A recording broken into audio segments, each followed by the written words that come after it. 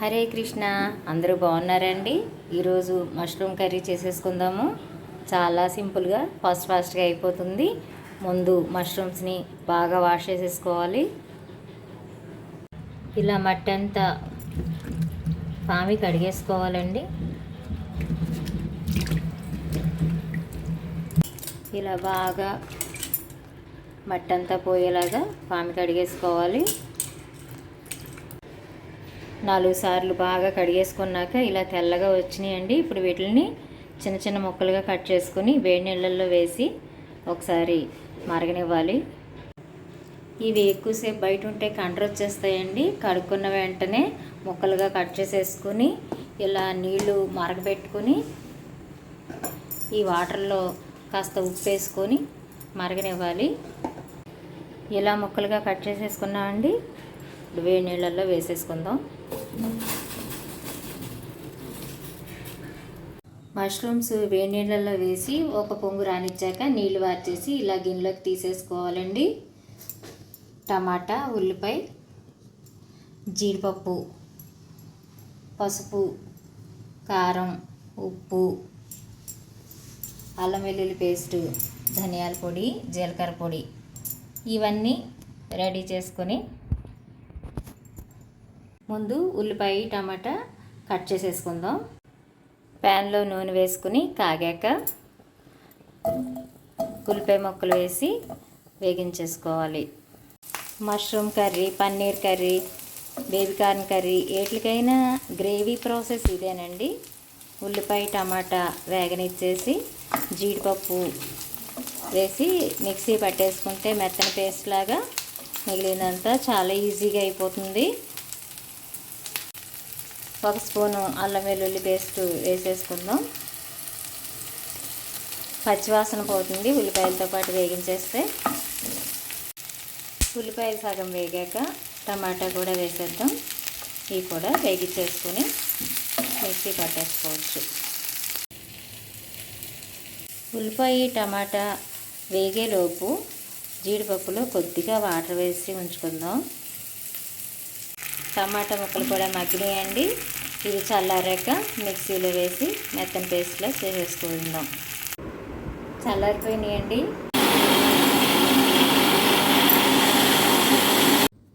ఇలా మెత్తగా పేస్ట్ పట్టేసుకున్న తర్వాత మళ్ళీ ప్యాన్లో ఆయిల్ వేసుకుని వేడి చేసుకోవాలి. ఆయిల్ వేడెక్కాక ఒక బిర్యానీ ఆకు వేసుకుని ఒకసారి వేగించాలి. బిర్యానీ ఆకు వేగిందండి. ఇప్పుడు ఈ పేస్ట్ని వేసి వేగించేసుకుందాం. ఈ పేస్ట్ వేగే టైంలోనే ఉప్పు, పసుపు, కారం అన్నీ వేసేసుకుందాం. పసుపు, ఉప్పు,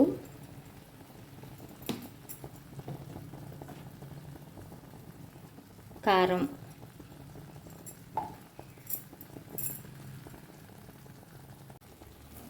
ఇవి వేసి కలుపుకున్నాక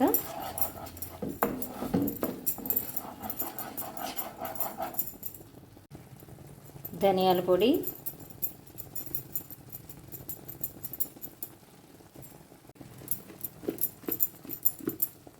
జీలకర్ర పొడి, కొద్దిగా గరం మసాలా పౌడరు వేసుకుందాం. అంతేనండి. అన్నీ వేసి కలుపుకున్నాక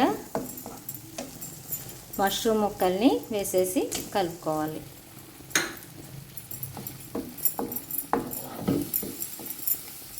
మష్రూమ్ ముక్కలకి గ్రేవీ అంతా బాగా పట్టేలాగా కలుపుకున్న తర్వాత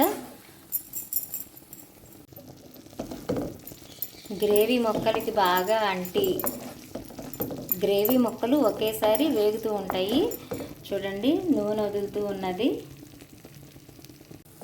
ఉప్పు, కారం, ధనియాల పొడి ఇవన్నీ వేసేలోపే మనకి గ్రేవీ ఆల్మోస్ట్ వేగిపోయిందండి. ఎందుకంటే ముందే మనం టమాటా, ఉల్లిపాయ ఇవన్నీ వేగించి పేస్ట్ చేసుకున్నాం కదా, ఎంతోసేపు పట్టలేదు. ఇంక ఇప్పుడు ఇలా నూనె వదిలేసే టైంలో ఈ మిక్సీ గిన్నెలో పేస్ట్ ఆడించుకున్నాం కదండి, దీంట్లోనే కొద్దిగా నీళ్ళు పోసి ఆ నీళ్ళని ఇందులో వేసేసుకొని మూత పెట్టి ఉడకనిచ్చేద్దాం. ఆ నీళ్ళు పోసేసి బాగా కలుపుకొని మూత పెట్టేసుకోవాలి. 2 మినిట్స్ తర్వాత మూత తీసాను.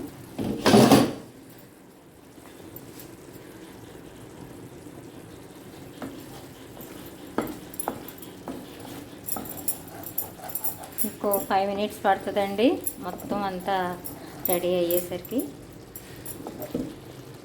మళ్ళీ మూత పెట్టేశాను. నెమ్మదిగా ఉడకనివ్వండి. లో ఫ్లేమ్ మీద నెమ్మదిగా ఉడుకుతూ ఉన్నది. ఆఫ్టర్ 5 మినిట్స్, వావ్ ఎంత బాగుందో చూడండి, కలర్ఫుల్గా కూర రెడీ అయ్యింది.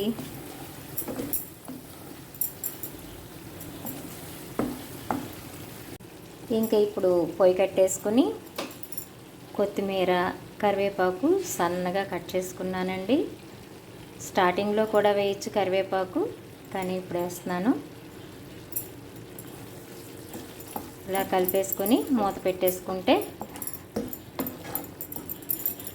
తినటానికి రెడీ. కాసేపు మూత పెట్టి తీసాక కొత్తిమీర, కరివేపాకు చక్కగా వాటి ఫ్లేవర్ని ఇందులో కలిపేసినాయండి. చూడండి ఎంత బాగుందో. ఇప్పుడు చపాతీ చేసుకుని తింటే ఆహా ఏమి రుచి అనరామై మరచి. అదేనండి సేమ్ సాంగ్.